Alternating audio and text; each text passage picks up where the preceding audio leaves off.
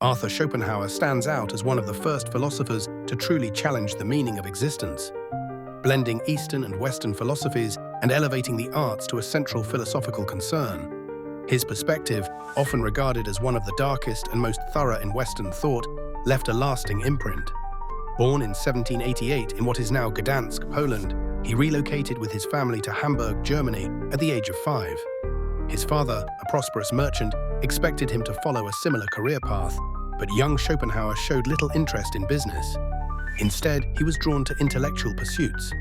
A journey across Europe, intended to prepare him for a life in commerce, only deepened his fascination with philosophy. Witnessing widespread suffering and poverty fueled his desire to analyze the fundamental nature of reality and understand why life seemed filled with so much hardship. Rejecting his family's commercial expectations, he enrolled at the University of Göttingen in 1809. By his third semester, he had fully immersed himself in philosophical studies. Seeking a more rigorous academic environment, he transferred to the University of Berlin the following year, where he studied under prominent scholars of the time. However, he quickly became disillusioned with academic philosophy, finding it needlessly abstract, disconnected from real-world concerns, and often influenced by religious agendas, an approach he detested. Frustrated, he distanced himself from academia, dedicating the next decade to independent study and writing. By the age of 30, Schopenhauer had produced 2 works that would define his legacy. His dissertation, On the Fourfold Root of the Principle of Sufficient Reason, published in 1813, laid the groundwork for his philosophy. 6 years later, he released his magnum opus, The World as Will and Representation, a comprehensive work encompassing his views on metaphysics, epistemology, ethics, aesthetics, and human existence.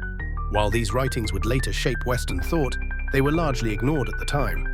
Throughout his 30s and 40s, Schopenhauer struggled for recognition. He attempted to establish himself as a university lecturer and worked as a translator of French and English prose while continuing to write.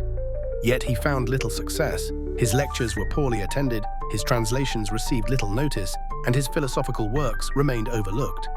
It wasn't until his 50s that he began to gain recognition. His breakthrough came in 1851, when a collection of essays and aphorisms finally brought him widespread acclaim, ensuring his reputation for the rest of his life.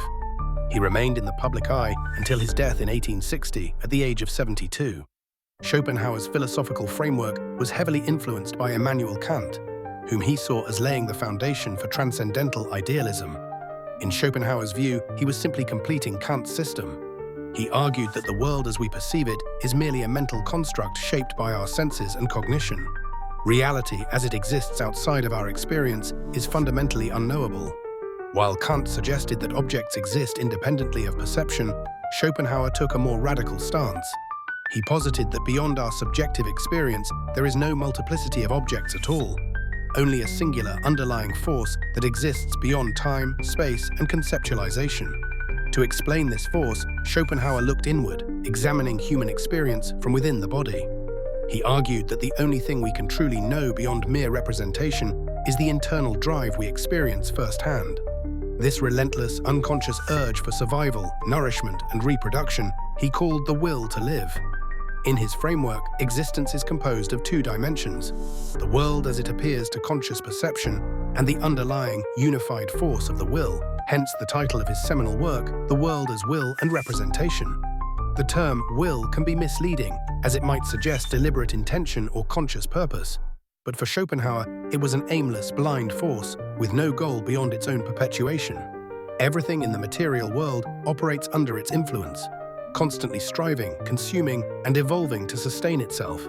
While his philosophy was a direct critique of Kant and Western traditions, it also carried striking parallels to Hindu and Buddhist thought. His conclusions bore a remarkable resemblance to these traditions, particularly in their views on suffering and illusion. His recognition of life's inherent suffering aligned closely with Buddhist teachings, making him one of the first philosophers to systematically integrate Eastern and Western thought.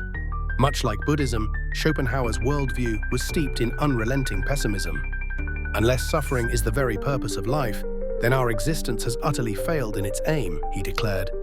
He saw the immense pain and struggle woven into the fabric of existence as anything but accidental. To him, suffering was not an exception, but the rule.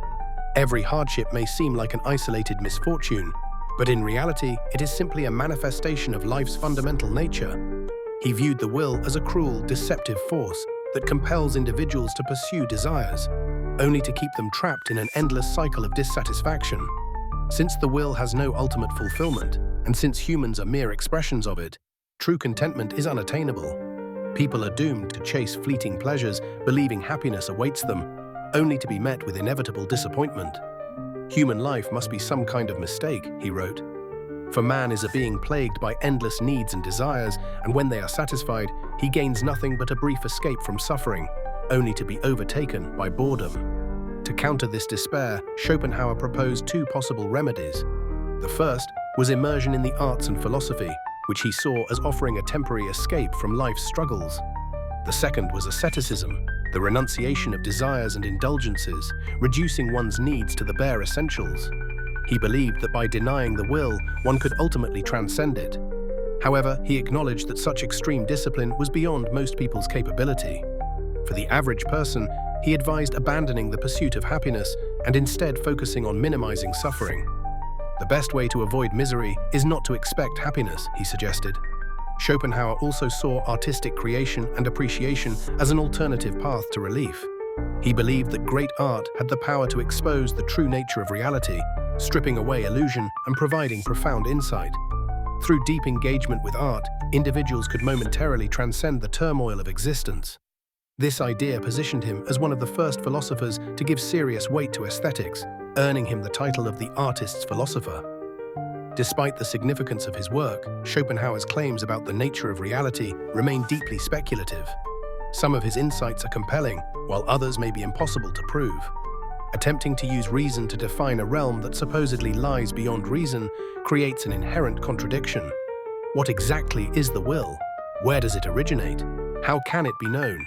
And if life is driven entirely by the will, then even the act of resisting it would still be an expression of it. Friedrich Nietzsche, a philosopher who followed in Schopenhauer's footsteps, offered an alternative view. Rather than seeing the endless cycle of desire and disappointment as a curse, Nietzsche argued that it could be embraced as a source of strength. He saw the will not as an oppressive force, but as a tool for self-overcoming and growth. Whether one view is more accurate than the other remains uncertain. Schopenhauer's story is a familiar one, an intellectual pioneer who received little recognition during his lifetime, only to be immortalized after his death. One defining characteristic of such figures is their refusal to compromise. He never wavered from the philosophical system he developed in his 20s, standing by his ideas despite widespread indifference. And yet, it is precisely because of this persistence that his work remains significant today. For some, his philosophy is bleak and unsettling. But for others, his brutally honest outlook is strangely comforting. His work reassures those who feel alienated by suffering, affirming that their pain is neither imagined nor unfounded. Schopenhauer's ideas would go on to influence some of the history's most renowned thinkers, artists, and writers, including Richard Wagner, Gustav Mahler, Marcel Proust, Leo Tolstoy, Samuel Beckett, Friedrich Nietzsche, Sigmund Freud, and Ludwig Wittgenstein. His fearless confrontation with life's harshest truths laid the groundwork for future debates on meaning and existence. At a time when humanity was increasingly adrift in an uncertain world, his unflinching analysis of suffering opened new paths toward understanding, both of the world and of ourselves. Please subscribe to learn more about history.